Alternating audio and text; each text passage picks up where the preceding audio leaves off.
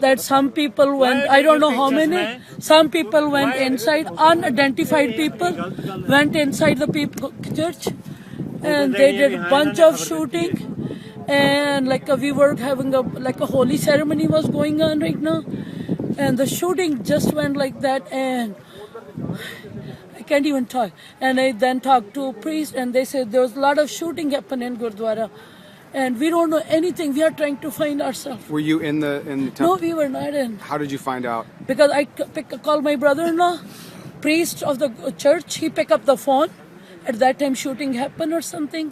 He told me 25 or more people got shot. At that time, they didn't even know they are dead or alive. So a lot of people got injured. So did you say your brother is? My brother-in-law is inside there. He's the president of Gurdwara. He was sitting in there too, and I heard he got shot from the back. So what are you doing now?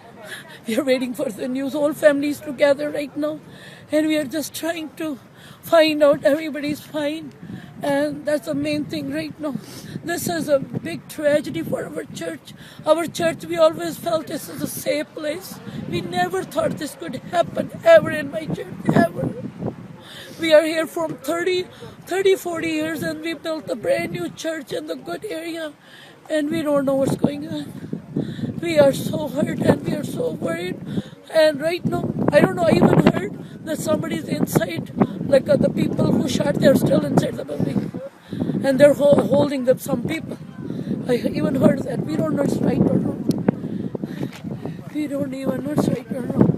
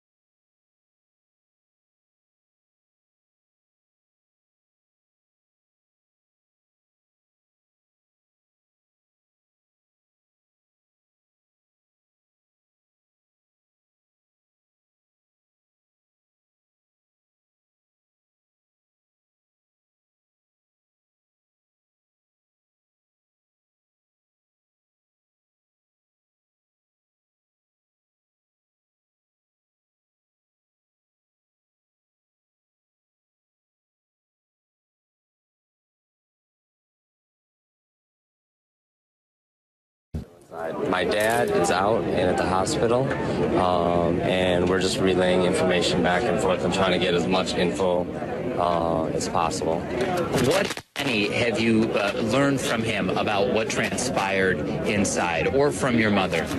So the most I can learn, or the most I know as of now, is that there are multiple shooters. There's multiple people. It was a very well coordinated thing. It wasn't haphazard, and I think that's why police and everybody are taking the proper, protocol to get the situation under control. Not trying to jeopardize anything and describe what's happening currently, but as far as your mother, she was at the time that we spoke at one point hiding. Did she give you any sense for how many people at that time, at least, were hiding? The sense over there was when she started hiding in the closet, she didn't know how many people were out there, so she just kept saying, "They are out there, they are out there, they are out there," and she kept hanging up the phone every time she would hear something go off. Then at one point we heard that the movement went towards the kitchen and releasing of gas and stuff like that.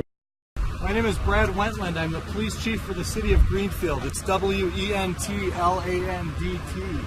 I will be the public information officer for this incident for the foreseeable next couple of hours probably.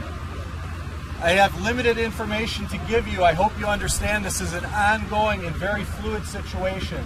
There's information I cannot give you.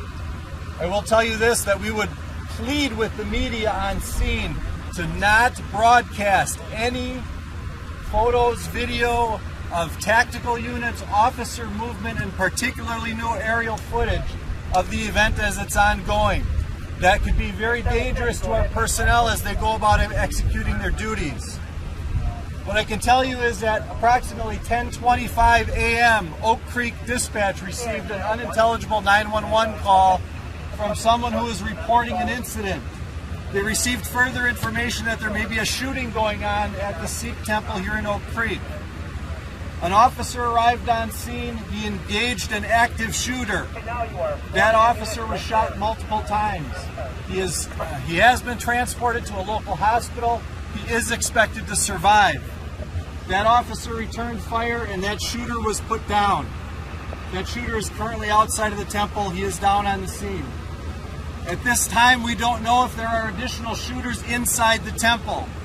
Our tactical officers from multiple jurisdictions are on the scene. They are going about a methodical process of identifying the individuals both inside and outside of the temple and ensuring that the scene is safe and secure and attending to victims as they go forward. Please understand that, as I said, the situation is very fluid. Tactical operations are ongoing at this moment, so I cannot share any other information from you. I do not have a victim count. I do not have a suspect count. I can tell you that one officer was shot multiple times. He's at a local hospital and expected to survive. I can tell you that one suspect was shot and he is down on the scene.